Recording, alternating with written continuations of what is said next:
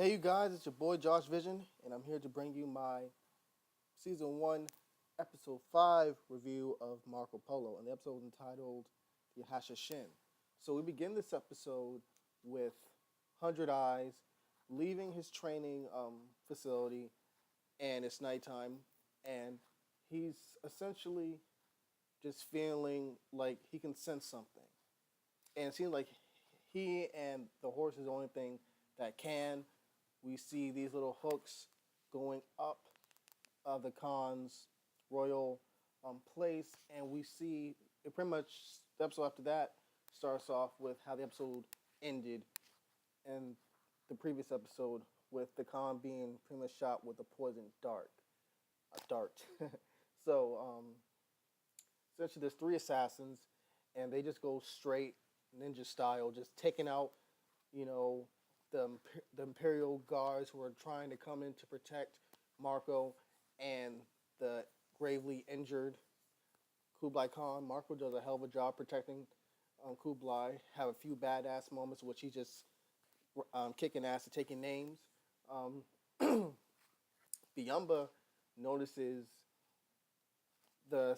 notices the Imperials making their way, into the Khan sanctuary. So he expects something's wrong, and he automatically grabs a sword. So he comes in, and I believe he stabs one of the 3 assassins through his stomach with his large ass sword and shit. And then he begins to fight with the other one. So while he's fighting with the other one, I believe there was one of the because I know there was 3 assassins. I believe there was, I don't know. Yeah, there was one left, whatever. So he tries to literally he has like the hook, whatever. He tries to sling it at Marco, and 100 Eyes grabs it and just beats the shit out of him, just effortlessly. Then eventually 100 Eyes notices that Biamba needs his help, since there's only one more assassin left, and 100 Eyes pretty much deals with him and knocks him to the ground. And Biamba is thinking about cutting his head off, but Marco's like, no, we can't kill him. We need to know who he serves. And Biamba's like, okay. And he just slices his fucking hand off.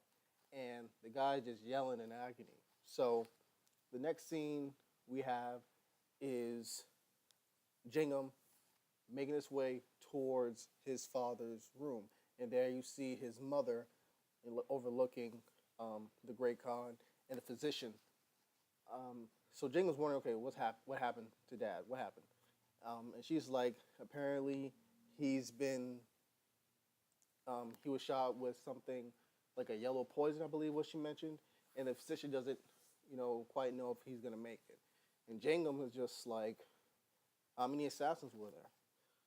And she was like, 3. And he's saying, really? There was only 3 assassins? How the fuck did 3 assassins get through our walls? And then she's kind of looking at him like, you know what? My husband, your father's kind of right here, and I can't even think about that right now. My main concern is my husband, your father. So Jingham's like, I'm going to assemble the war assembly. So we have Ahmed saying that our great Khan is literally teetering between this life and the next. And we don't try to get some type of violent retribution. Obviously, the song has something to do with this. And Yusuf's like, listen, there's no evidence that the song have anything to do with this. All right? Just hold your horses. And then Ahmed at this point is like, listen, does anyone? And then before he can continue on the sentence, Yusuf's like, listen, you overstepped your office. Minister of Finance, not war, finance. And then we have pretty much, I believe, Jingham coming in saying that, all right, we have dogs, we have 1,000 Imperial Knights, Mongol soldiers.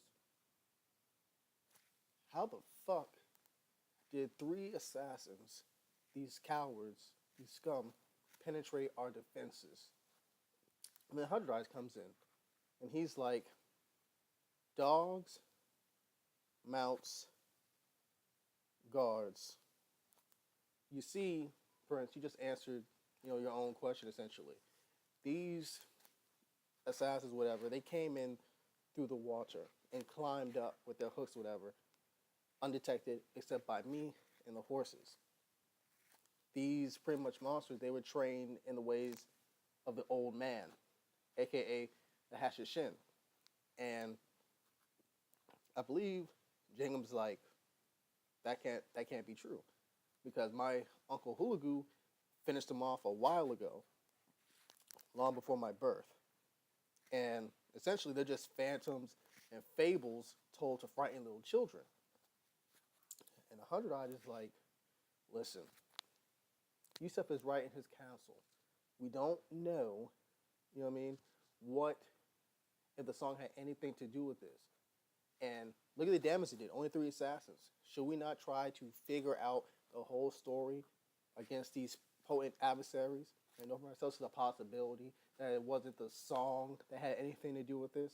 That maybe these were just straight up mercenaries? And then when Hundred Eyes said, like, open up your eyes to the possibility like your father would, it seemed like it struck a nerve with Jingham. And Jingham was like, listen, the old man is dead, referring to the Hashashin leader, old blind man. And you're like, damn, really, Jingham? Really? You had to go there? And he's like, our enemies lie to the south. And then once again, Yusuf's like, listen, our outpost would have noticed us by now. And Akhman's like, well, guess what? Maybe the outpost would just take it out. Maybe they were killed. So Marco comes in, and he's like, with deference, Jingham, I have a third, I think something else is more in play, in this. And Jingham was like, who invited you? You know what I mean? Just like a little brat. And his mom like, listen, boy, just listen to him. And Jingham's like, speak. So Marco pretty much says that before him and his uncle and father were able to make it to Camelot, pretty much, to the current capital, that they passed a village that were offering their hands and all some shit to the Hashashin, or people who spoke the Hashashin, something along them lines. And he says if the Hashashin exists, it would be at this lone station. So Jingham says, all right, this could probably be evidence to sort of give credence to the song's complicity in this whole bullshit. So Biamba, you're going to join with the Latin, and that's that. So after that, I believe Jingham said, with this answer, the scale of war shall be balanced. So Jingham pretty much dispersed everyone. He's on his way. Biamba follows suit, and Marco's in a rush to kind of speak with him in regards to his father and uncle's fate. And Hundred Eyes sort of stops him for a bit. He's like, steer your heart. And then Marco just like, I'm not going to steer my heart. Which kind of connects to what Yusuf said, I believe, in episode 3, when he's like, Marco's insightful, intelligent, but reckless, And as I go along this episode, you're going to see in many cases that Marco is still reckless, But obviously, in time, or hopefully, that recklessness will be kind of cooled down. So anyways, he tells Jingham that it'll be best for him to go as a merchant that sells poppy, because in the whole thing, the whole trading, all that shit, it'll be the best way to try to get an inkling, try to probably speak to who's involved. And then Jingham's like, okay, you get covered to nice, tender white pieces. I'm down. And then Marco says pretty much a lie, saying that your father said that he was going to pardon my uncle and father. And Jingham's like, listen, right now, your father and uncle are the least of my problems right now. I don't make promises for tomorrow, Marco. So yeah.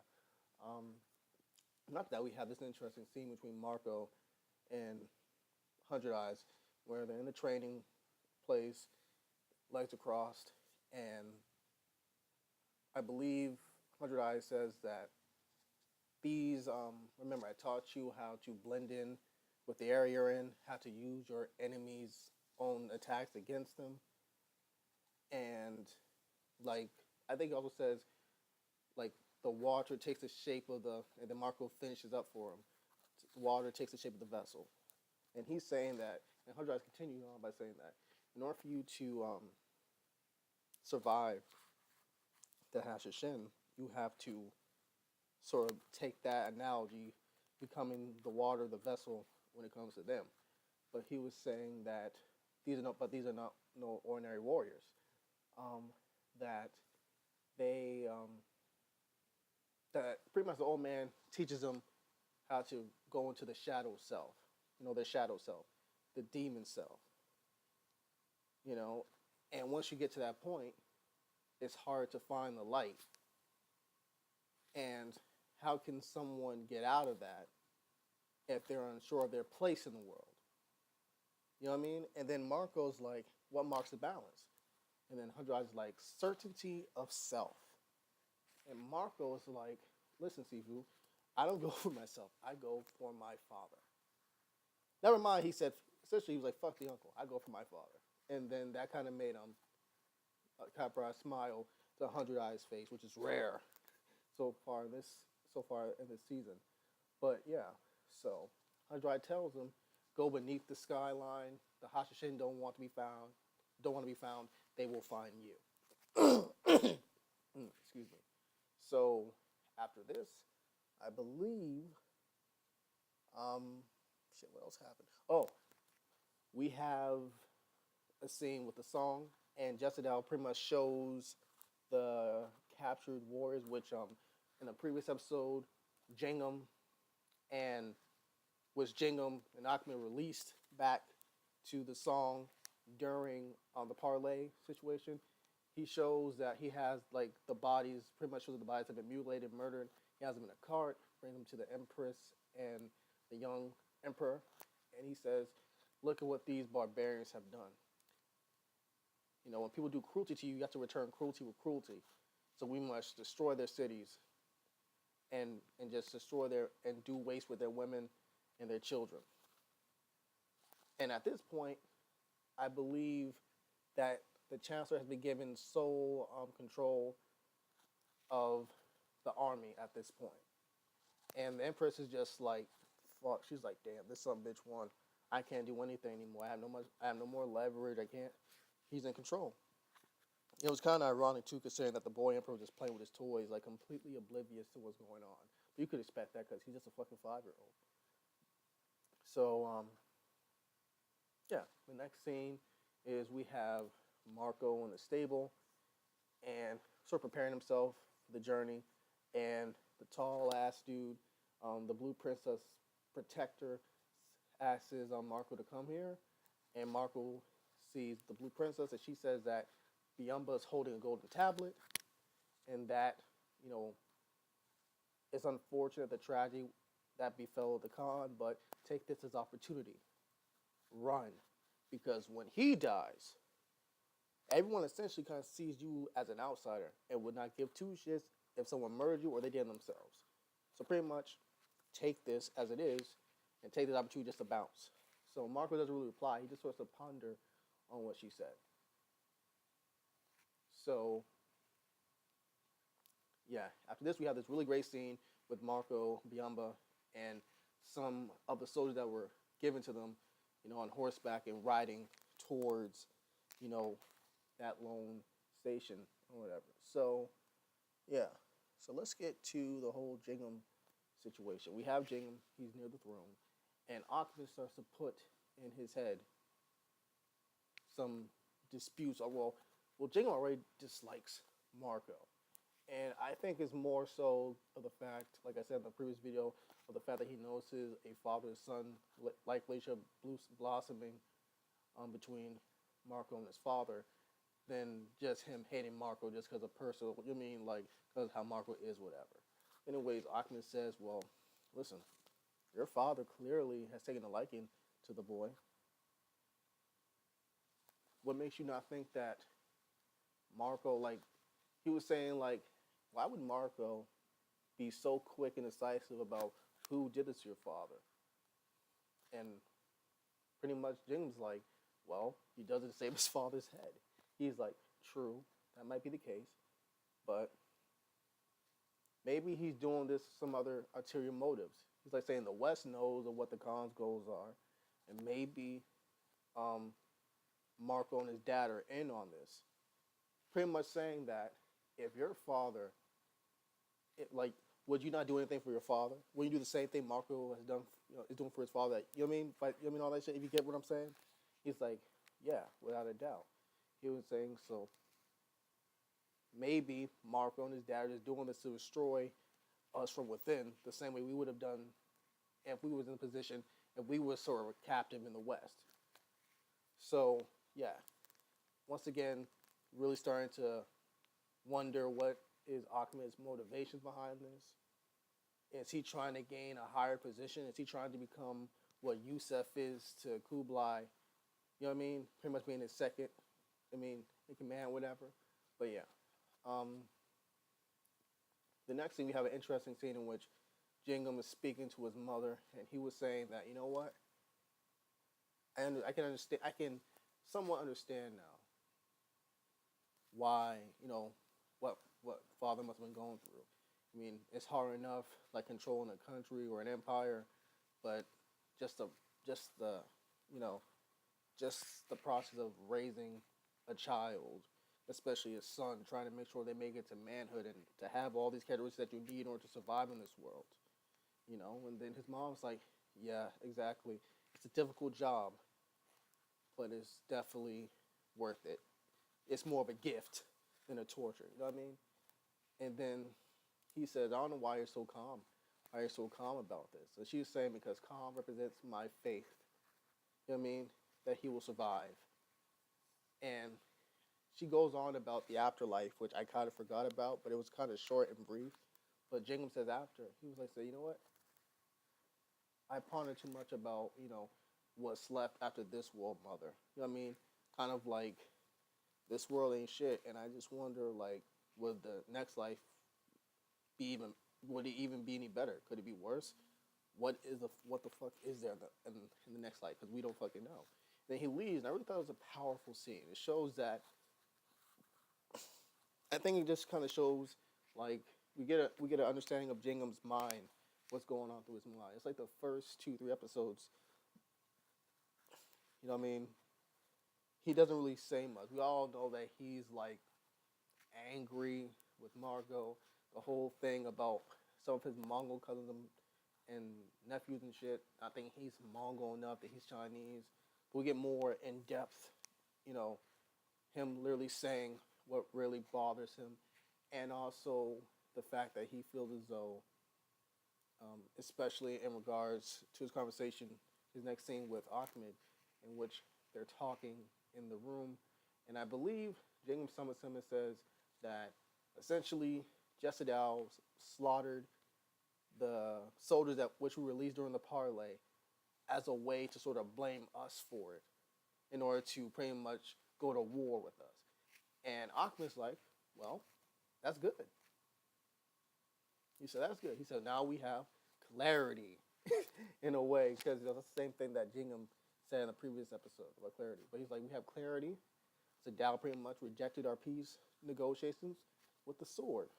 So now we can just finish this sucker off once and for all.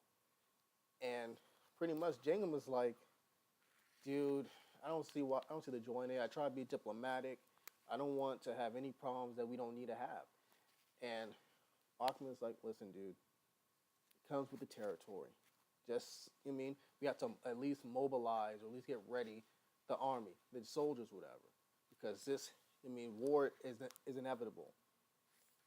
And, just rise, He said the generals already respect you, the army already respects you, as long as you show them the way and lead like your father would. And Ding was like, well, it doesn't seem like they do. And he's referring back to the whole Wu Chang debacle. And Ahmed's like, listen, you did exactly what your grandfather or great-great-grandfather would have done, Genghis Khan. You attacked a larger force, and so what? You lost. Who cares? Losing is a part of the destination. Losing is a part of the game, essentially. But as long as you don't consider it the ultimate and permanent destination. Yeah, that's what he said. Your father understands this. And Jing was like, he doesn't, he doesn't make it seem like he does. Oh, she spoke like you. And then he's like, well, if he spoke it like that, wouldn't that give you wouldn't that sort of give you like an easy handout or some shit? Jing was like, well, yeah. Essentially, Ahmed is saying that Kublai has to be hard on you, because by him being hard on you, it makes you want to do better, and therefore makes you a better fighter, a better leader, and all that stuff, shit, and helps with the army. So yeah. So after that, we have the whole thing with Marco and Biamba. And this scene was quite interesting because I think this is really the first time which Biomba's been used like more than a few snippets so far in this season, and already I could say that Biomba's more like Kublai than Jingham is. I think Kublai mentioned the first episode that Jingham is like his mother, so it's just kind of interesting. Just kind of, you know what I mean? I like the chemistry that Marco and Biomba, has, whatever. Kind of similar to Marco and Kublai and Marco and Hundred Eyes. But yeah, so they're talking, and Biomba reveals that I think he asks Marco, did anyone ever say thank you for saving my father? And Marco's like, nah, not really. And he's like, well, thank you, and he goes in about I think he talks about his mother, and Biomba says that his mother, he said, being a son of a consort isn't really accepted in court. Sure, they let me spill blood on the battlefield, but that's really, all that is expected of me, whatever. And then he says, Jingham is Khan, now. And then Marco's like, well, you have a problem with that? He's like, I never said that. And he's like, all right, dude. Then he asks Marco about his mother. And he's like, he said, my mom died when I was young. I was raised by my aunt. And he was like, and all he was told about his father, he was an adventurer. Son of an adventurer. And Biomba has this really interesting quote, which he says. He's like, fathers are destined to disappoint their sons and sons their fathers. And Marco's like, so has the Khan disappointed you? And Biomba's like, I'm able to separate the man from the Khan, or the Khan from the man, essentially.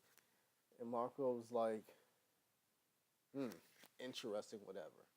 And then he wanted him to go more in detail. And Biomba's like, listen, what's behind the door or something, the heart stays closed. And I wouldn't even share it to you if we were in the blue sky together. And Marco's like, well, I would never knock. Funny, really great banter between the two. So we have a scene in which they make it to that lone station, whatever, and we finally meet one of, I believe the guy's a middleman. And when I see him, I'm like, oh shit, that's Peter from the Bible. The Bible is a TV series that premiered in 2014 and shit. But yeah, damn, I was like, wow, this dude's doing big things now. He's on Marco Polo. But yeah, so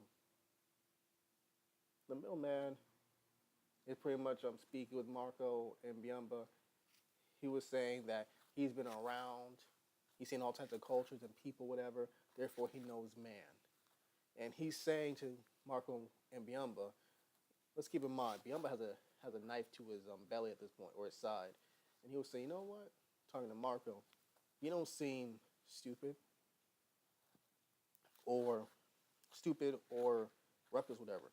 You seem smart and bold. So, you know what I mean? He just, I think he's kind of just saying essentially that, you know what? You seem way too smart to trying to trap yourself in this shit, in this deep shit. You know what I mean? When it comes to us, the Hashashin, it's like, come on. But yeah, so he eventually brings Marco and Biomba to some part of the desert, whatever, which is supposed to meet the guy. And he says to Marco and Biomba, before we meet him, we have to smoke this good shit right here. So Marco and Biomba smokes it and shit, and I think there was one point during the conversation in which the middleman says, you know what? My friend, you're much more gentler than this guy over here. And Marco's like, well, it takes time, but eventually he gets better. And then Biomba's like, I will not get better. So yeah, we have this interesting in which Marco passes out, and we have this crazy like it's like a scene of him in Kublai's harem, just in a lesbian orgy, and he's like banging all the chicks, whatever, and then all of a sudden it ends with him reflecting on the sex and the lovemaking that he had with the Blue Princess and shit. And then he wakes up and he sees the old man. And the old man says to him that, you know what, come join me in paradise. I mean, come join us in paradise. Pretty much saying that he's been around, his organization has been around since the First Crusade. He said this is a group in which there's no one asks you about your ethnicity, your language, you know what I mean, and all the other bullshit. You're pretty much accepted for who you are here. And Marco is like, he just wants more details about did he have anything to do with this, or who hired him and all this shit.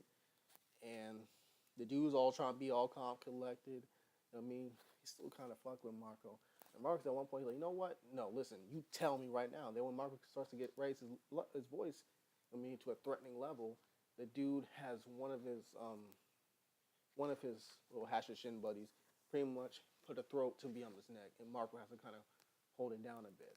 So during the conversation, you find out that someone, he gives Marco a map, and the map is like literally a written, drawn out, detailed sketch of like the Khan's inner private sector, and that would mean that someone from within must have had something to do with the whole Khan assassination plot.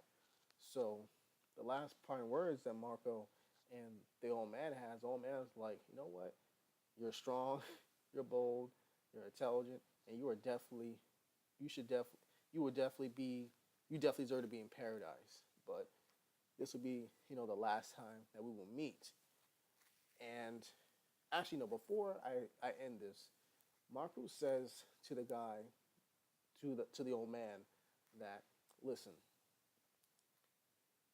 if you don't tell us who did this, the Great Khan will find you. And the guy's like, the Great Khan, listen, dude, we've been in hideout for centuries, or whatever. And Marco's all like, listen, I found you. Now imagine what Kublai and the Mongol Empire could do. They will fucking destroy you. They will annihilate you and set fire to this bitch, essentially. And that's one of the reasons why, when I mentioned before, when the guy said, you know what, you are definitely smart, bold, intelligent, and talented, whatever, and clever, that's what that happened. I mean, that was what was said before, that connects the dots and shit. So yeah, Marco Yama has pretty much a bag over their face after, and we have this little meeting. Well, not meeting. They're essentially camping out, and Biamba gives Marco the golden tablet, which the Blue Princess mentioned to Marco early episode. And he says, listen, man, it'll probably take you a year to get back to your place. And Marco's like, but Biamba, aren't we like friends, whatever? Like, he's all saying, like, I understand you're saying that when the Khan dies, whatever, I might, whatever, but aren't we friends? Don't you have like any like pull, whatever? He's like, listen, I don't have any pull. But he was saying, but he connected to back what Marco said about, you're a guest in this home of ours, and I wouldn't want to be in your situation and not be able to return home. I would kill in order to return home. You know what I mean? It was really great after he said that, and Marco looked up in the stars. See the three sisters, which his father and him talked about in the first episode. About long you can see the three sisters, you can always return home, whatever. Beautiful scene and a beautiful shot with the stars, whatever. So Marco and Biamba returns, and when they return, Kublai wakes up. And it's really interesting because before he wakes up, we have Jangum looking over like the map, like the whole Song Dynasty thing. Akhmed tells him that his father's awake. And Jangum, after he says that's great news, I'll see father soon, he sits on the throne. And the one thing I'm wondering, when he was sitting on the throne, was he like saying to himself that, fuck, I wish he kind of died? Or was he like, well, thank God, because I'm not ready for it? I had mixed, I have so many thoughts, like opinions about what was possibly going through his mind, because it was not really clear on why he sat on the throne. But anyways, his father is proud of him for having control and not essentially like just bringing his army up and just attacking them. He was saying to great control, even though Jangum had reasons, legit reasons to do it if he had. Jangum's like, I never felt in control. And Kublai's like, yeah, now you know what it's like to be running shit, the Khanate. These people just always on your ball sacks and shit. So, I'm trying to remember other things that happened in this episode before I get to the end of this review. I believe there was an incredible scene with Yusef torturing the lone survivor of the three assassins. And we have this scene in which Jingum confronts Marco. No, not Marco. Well, Marco's dad. And he says, who named Marco? And he's like, his mother did. I was out in the world. And then Jane was like, so you abandoned him for what? And he's like, for legacy. He's like, even though I didn't know of him, everything I have done was for him. And then Jingham just grabbed this dude and choked him and was like, so you think that's what he wanted? Legacy? He wanted more than that. And I think in a way, this was Jingham kind of understanding that him and Marco have a lot in common. Now, it's kind of ironic and kind of funny that even though he can kind of see the similarities between him and Marco, he still doesn't give a fuck about Marco. But I guess it's like a growing type thing eventually. But yeah, and how he compares Marco's dad to his own dad, whatever.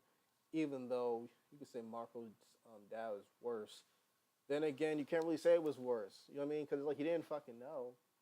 But yeah, I think there was another scene in which Yusef had this cool scene with Ahmed, and Ahmed's like, "How long are you gonna continue torturing this guy? It's been weeks or days." And Yusef's like, "Listen, I'm doing this so I can gain some type of information, regardless of how bleak it is, to prevent your war." And Ahmed's like, "Listen, we aren't Mongols. We're just servants." And then Yusef retorts like, "Okay, but this is your war you're pushing. This is really your war. Because no one else is trying to push it. You're trying to push it." And Ahmed's like, "Well, yeah, this is a war you're trying to avoid." And Yusef is like, "Listen, the song have been trapped inside their walls. All they're trying to do is trade."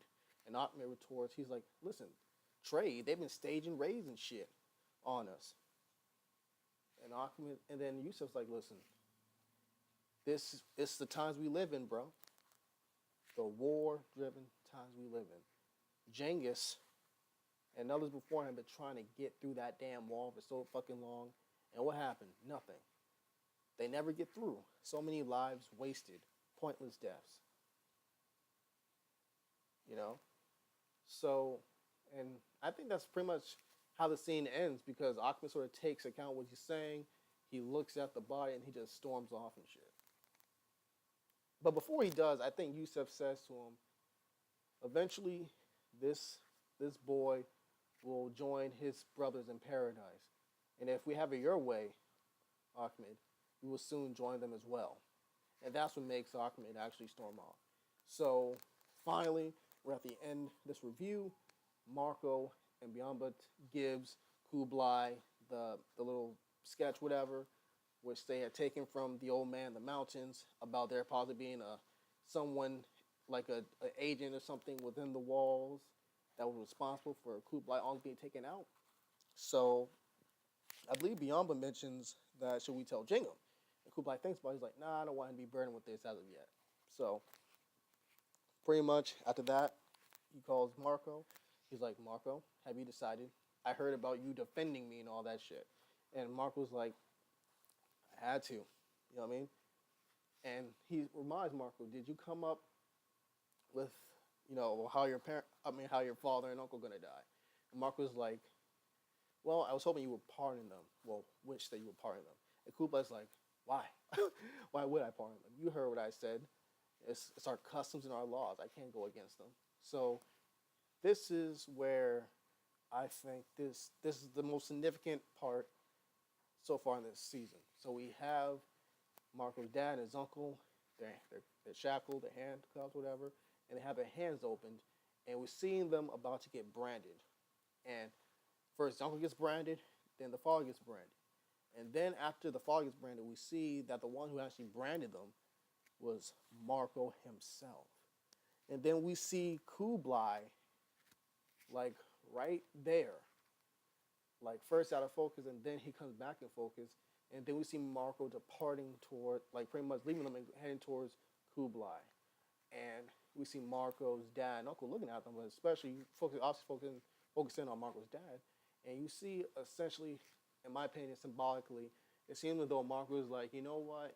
Kublai is now my father. He's now my father. You are in the past. You weren't there from the beginning. Fuck you. Kublai is now my dad. And I think, in a sense, Kublai is, in a way, kind of trying to show not just his power or whatever. He's also kind of showing that, you know what? Marco is now my son. You know what I mean? And all that shit. That's the way I interpreted, that ending scene. But yeah, thank you guys for listening and watching my Marco Season 1, Episode 5 review, which I believe I mentioned before and earlier in this review. I'll say it again, entitled Hashashin. Um, and yes, like this video if you can, subscribe to my channel, write some comments down below. Once again, this is your boy Josh Vision. Adios.